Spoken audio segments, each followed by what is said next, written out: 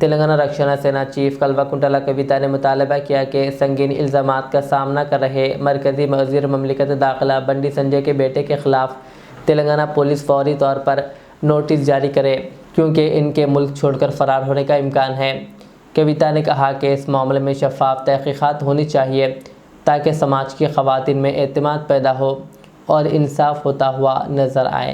రాష్ట్ర ప్రభుత్వాన్ని చేస్తున్నటువంటి డిమాండ్ ఏంటంటే బండి సంజయ్ గారి కుమారుడు ఎదుర్కొంటున్నటువంటి ఆరోపణలో భారతీయ జనతా పార్టీకి ఒక అలవాటు ఉన్నది. ఇట్లాంటి నేరారోపణలు ఎదుర్కొంటున్న వాళ్ళని వాళ్ళు దేశం దాటిస్తారు మొదలు.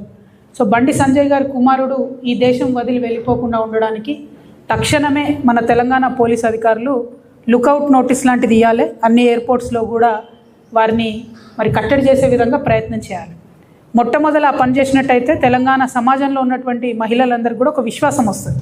పారదర్శకంగా మరి మంచి విచారణ జరుగుతుంది అనేటటువంటి విశ్వాసం ఒకటి వస్తుంది. ముందు తనని కట్టడి చేసిన తర్వాత మరి అమ్మాయి వాళ్ళ మీద వీళ్ళ మీద అమ్మాయి వాళ్ళు రకరకాల కేసులు పెట్టుకున్నారు. అది కోర్టు చట్టం ఎట్లా డిసైడ్ చేస్తే అట్లా జరుగుతుంది. కానీ ముందు తను బయటకు వెళ్లకుండా చూడాలి, పోలీస్ వాళ్ళు విశ్వాసాన్ని కల్పించాలి.